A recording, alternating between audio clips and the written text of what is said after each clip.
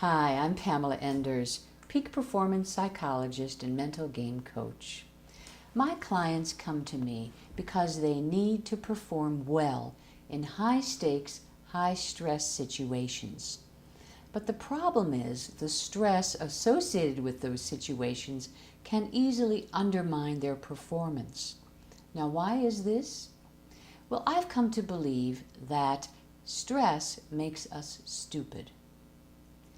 If you don't believe me, just think of your own life.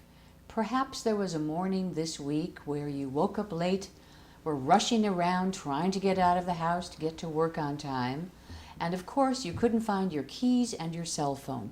You frantically looked everywhere, and then where were they? Right on the kitchen counter in plain sight.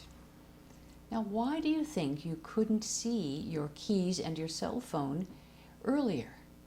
Because stress makes us stupid.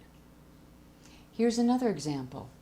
Let's say you had an important meeting with a very important person. If you can get this person's business, it means that you're likely to be promoted. So this is a big deal. You prepare well for the meeting, but then during the meeting, you stumble over your words and you forget a lot of the important points you want to make. Why? Because stress makes us stupid. You see, in stressful situations, our emotional brain hijacks our thinking brain, and therefore we flop. I'm going to show you a very simple model of this that will help you understand how the brain works. So this is a quick and dirty lesson in neurology. Now, don't be afraid. This is really simple. Don't run away. And I have Dr. Dan Siegel to thank for this. He's the person who created this hand model of the brain. So here's how it goes. Hold your hand up like this, and now put your thumb in like this. The thumb represents the amygdala, which is the part of the feeling part of the brain, the emotional part of the brain.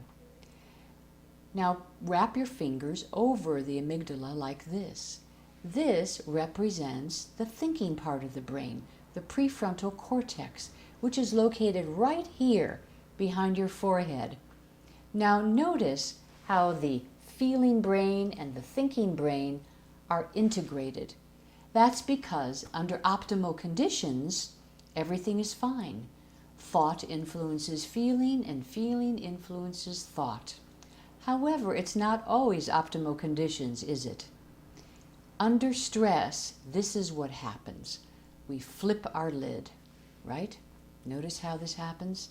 And suddenly, the emotional brain is in charge. Well, what do you do in a situation like that? Ideally, you have to find a way to engage the thinking part of the brain.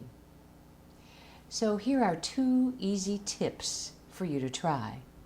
The first is simply label your feelings. Research shows that if we label our feelings, we have easier access to our thinking brain. Another thing you can do is to use this phrase, isn't it interesting that, fill in the blank. Isn't it interesting that I'm feeling so stressed?